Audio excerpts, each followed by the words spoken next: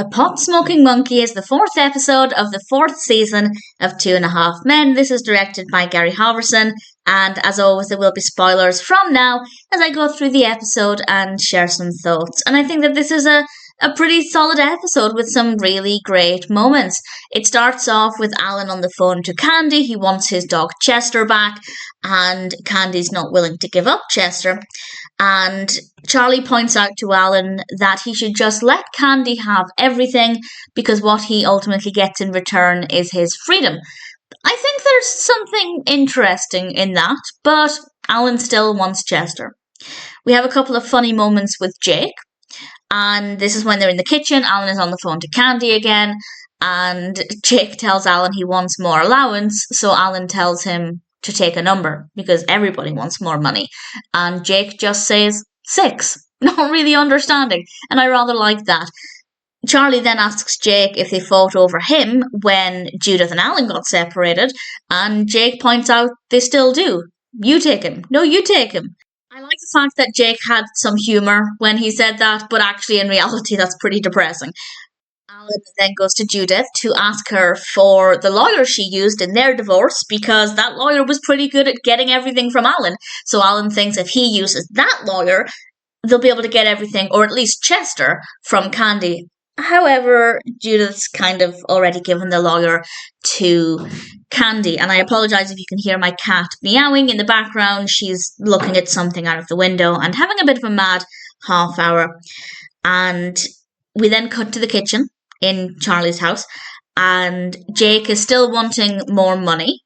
So Charlie tells him that he'll give him $10 if he eats the entire pint of ice cream in under 20 minutes. Honestly, I feel like I could do it. Maybe if I was allowed to let it sit to room temperature first. And Berta thinks that that's a terrible idea because it will just shoot straight out of him. Eat all of these bananas in under 20 minutes instead. And again, it seems like it would be an easy challenge. I don't like bananas enough to try it, but it definitely seems doable.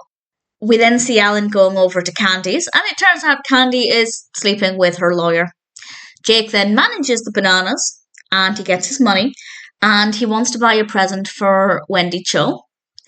And we then cut back again to Kandi and her lawyer, and they're leaving the apartment.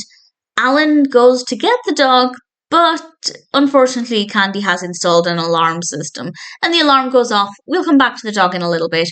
We then have a pretty interesting scene. We're out shopping with Charlie and Jake, and Jake said that he actually wants to buy this gift to tell her he loves her. That's what he wants the gift to say, which is really sweet. And Jake gives some harsh truths to Charlie. He tells him that no girls would come to Charlie's funeral because he just sleeps around and never develops any real feelings for people, which is quite harsh. They then go home. Charlie's not in the best mood. He lies on the sofa, and there is Chester. And Chester is a big dog, and he's absolutely beautiful. Charlie tells Alan that he has to take the dog back, and Alan says he kind of can't because he left the door open to make it look like Chester ran away. And the next thing we know, there's a knock at the door, and I thought it was going to be Kandi and her lawyer. And it was actually the police. And they see the dog, they end up having to take Alan away. We then have a pretty funny moment with Jake, actually, where he's on the sofa with Charlie, and Charlie's teasing him about Wendy Cho, and Jake turns around to Charlie and says, "She just dumped me, you old turd." I have heard the expression old turd because I've seen the episode before, but it's not something I've heard outside of the show, to my knowledge. And it's heartbreaking that she dumped Jake. Nobody wants to be dumped, even at that age, but at the same time, it was a pretty funny moment. And Jake said something quite interesting. He said to Charlie, "You never fall in love with anybody, so you never get hurt." And I don't know if that's something maybe somebody else has mentioned around Charlie and Jake has latched onto it, or if that's something Jake has observed on his own. I don't know. But either way, I think it's a pretty strong statement.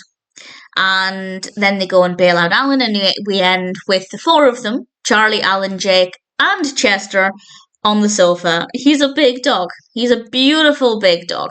And it's a decent episode. We have some really interesting insights into maybe how Jake perceives Charlie and his approach to romance. And I also think it's really fascinating to have Jake acknowledging that that's not a healthy way to have relationships, which I think is pretty interesting. So, not a bad episode at all. A pot smoking monkey definitely has some great moments. The highlight definitely Chester. Chester is just fabulous. If anybody has tried the ice cream challenge or the banana challenge, I'd love to know how that went. And ultimately, it's a pretty good episode.